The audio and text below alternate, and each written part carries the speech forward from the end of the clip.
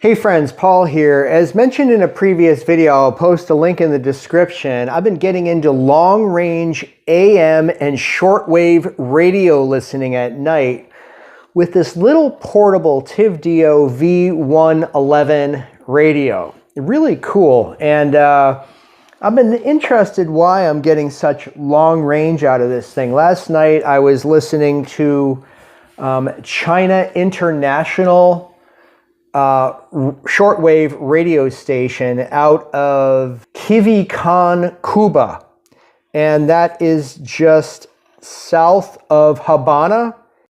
And both 6000 Radio Habana and 9580 China International, which is a relay from Beijing, I believe, that's relayed through Cuba.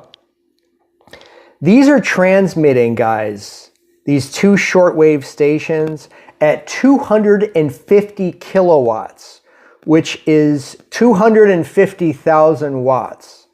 Now, compare that to a station I was checking out in the US, a shortwave station out of Nashville, 4840 WCCR, a Christian station, at 100 kilowatts, or 100,000 watts, more than half as less than the Cuban stations. And that's a powerful station.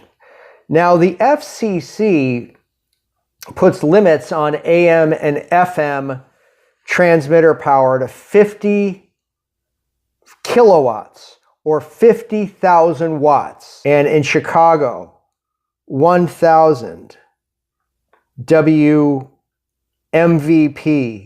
1160 WYLL, etc. Guys, these are all 50,000 watt or 50 kilowatt stations, the most powerful stations, and the FCC approves them for broadcasting at that frequency in the evening, because some stations, their transmitting power is curtailed during the evening. Now, from what I've read, those kilowatt transmission powers can actually be amplified even further depending on the antenna design.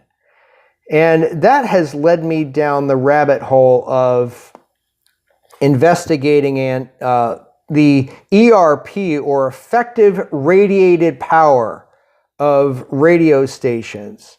And my research has led me to the highest powered transmitter is actually in Alaska. And it's called the High Frequency Active Auroral Research Program. Let me say that again. It's the High Frequency Active Auroral Research Program.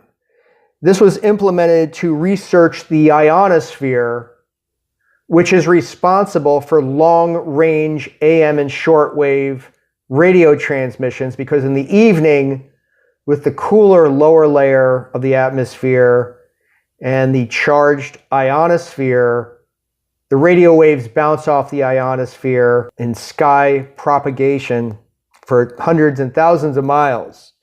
Now, it's interesting that this, the acronym is HAARP, H-A-A-R-P, so I'll just refer to it as that. This thing, guys, transmits at 3,600 kilowatts. That is 3,600,000 watts. So even that incredibly powerful, those incredibly powerful stations out of Quivican, Cuba, transmitting at 250 kilowatts, or 250,000 watts, man, this HAARP transmitter in Alaska just blows that all away at 3,600,000 watts. Now, it was originally developed with the Department, I believe, of Navy, Air Force, DARPA, defense agencies, in association with the University of Alaska Fairbanks and other research educational institutions. However, the military and the defense has pulled out like pretty recently, I believe in 2017, or pretty recently. And the University of Alaska Fairbanks runs HAARP and actually rents out the transmitter, guys, for about $5,000 for 1 hour. So if you've got $5,000 and you want to transmit at 3,600 kilowatts, which apparently there are no transmissions scheduled on their calendar. So this thing is basically a mothballed project the way I see it. I mean, check out the array. It's 42 acres. So that's why those of us who are listening to shortwave transmissions, even with pretty budget units like the little one I just showed you, can pick up Cuba.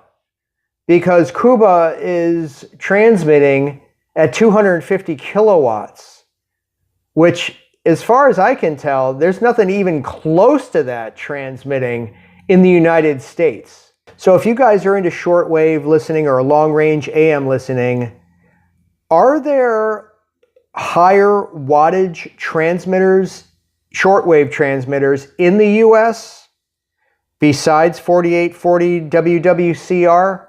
Out of Nashville? Because I haven't found any yet. I'm on the East Coast, and that's as far as I've gotten for domestic shortwave reception. So you guys who are into this hobby, and I know there are a lot of you out there, there are many of you out there, please post your comments and give me a heads up. You guys, thanks for watching, and have a great day.